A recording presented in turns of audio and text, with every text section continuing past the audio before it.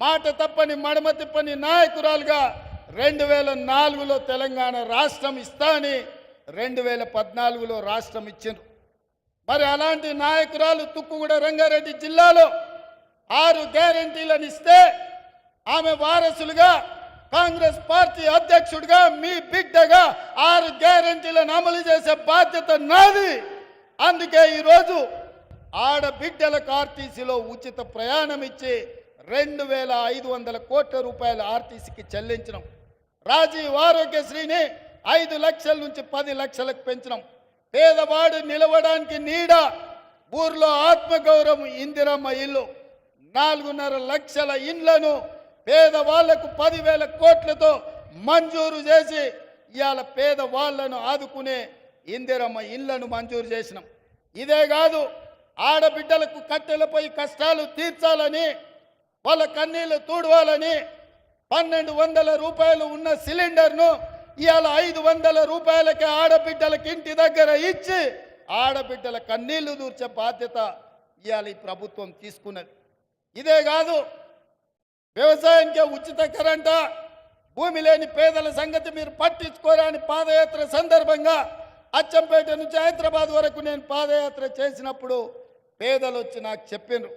అందుకే ఈనాడు ప్రతి పేదవాడి ఇంట్లో 200 యూనిట్లు ఉచితంగా విద్యుత్తును ఇచ్చి పేదవాడి ఇంటిలో వెలుగుల్ని చూడాలన్న ఆలోచన ఇవాళ మన ప్రభుత్వం చేస్తున్నది, అమలు చేసి తీరుతున్నది.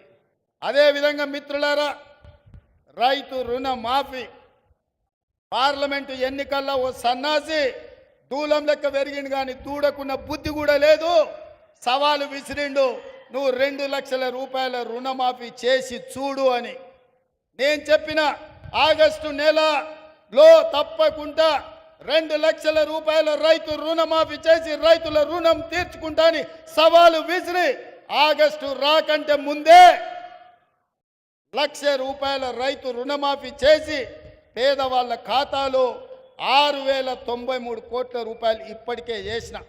ఈరోజు ఈ వేదిక మీద నుంచి తెలంగాణ రాష్ట్రంలో ఉన్న లక్షలాది మంది రైతాంగానికి నేను మాట ఇస్తున్నా, జూలై 31 తారీఖు దాటకంటే ముందే 1,50,000 రూపాయలు ఉన్న ప్రతి రైతుకు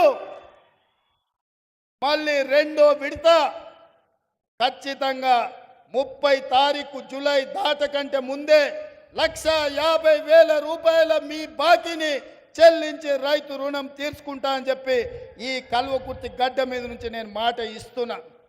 ఇదే కాదు, 2 తారీఖు నుంచి 14 తారీఖు వరకు నేను విదేశీ పర్యటనకు వెళ్తున్నా.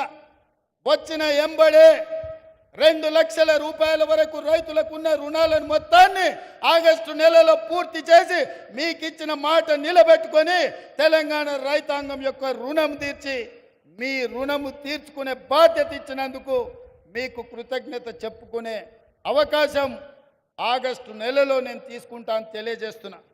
అందుకే మిత్రులారా, ఇవాళ కేటీఆర్, కేసీఆర్, హరీష్ రావు మాట్లాడుతున్నారు. కాంగ్రెస్ వచ్చింది, ఇవాళ పేదలకు కష్టాలు వచ్చినాయి. నేను చెప్పదలుచుకున్నా, పేదలకు ఎవరికి కష్టాలు రాలే, మీ కుటుంబానికి కష్టాలు వచ్చినాయి. ఆ కష్టాలను కప్పిపుచ్చుకోవడానికి పేదల మీద నెట్టే ప్రయత్నం చేస్తున్నాడు. మన అసెంబ్లీలో మాట్లాడుతూ నేను కొన్ని ప్రశ్నలు అడిగి ప్రతిపక్ష నాయకుడు రావాలి అని సూచన చేస్తే కేటీఆర్ అన్నాడు, ఆయన రాడు, మేమే వస్తాం, బావా బామార్దులమే సమాధానం చెప్తామని. టీవీలో చూసినట్టున్నాడు. 24 తారీఖు నాడు కేటీఆర్ మాట్లాడింది. 25 తారీఖు నాడు పొద్దున్నే 12 గంటలకు అసెంబ్లీ ఉంటే 11:30కే వచ్చి కూర్చున్నాడు కేసీఆర్. వీడు తిక్కలోడు, అసలే తిరణాలకు పోతే ఎక్కడానికి దిగడానికి సరిపోయింది అన్నట్లా వీడు ఏం చేసి వస్తాడో, వీడికి చేతికిస్తే ఇది ఎక్కడ పోద్దా అని వచ్చి పొద్దున్నే అసెంబ్లీలో కూర్చున్నాడు. అంటే కొడుకేమో రాడంటాడు, తండ్రి ఏమో పొద్దున్నే వచ్చి కూర్చుంటాడు. అంటే ఇవాళ వాళ్ళ మధ్యలో సమన్వయం లేదు, అధికారం కోల్పోయిన బాధ కొట్టొచ్చినట్టు కనిపిస్తుంది.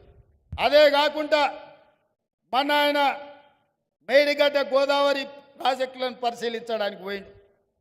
మా దగ్గర బాలయ్య అనే డ్రైవర్ ఉంటాడు, వాళ్ళ కొడుకు అక్కడ ఇక్కడ హడావిడిగా తిరుగుతున్నాడు. వాడు 10వ తరగతి పాస్ అయింది కానీ వాడికి ఏందో ఈ తిరుగుళ్ళు అలవాటు. ఊరికే టీవీ చూస్తున్నాడు, కేటీఆర్ ఉన్నాడా సార్ అంటుండు. ఎందుకురా అంటే సార్ కేటీఆర్ గారికి సెల్ఫీలు దిగుడు సెల్ఫ్ డబ్బా కొట్టుకున్నాడు అలవాటు.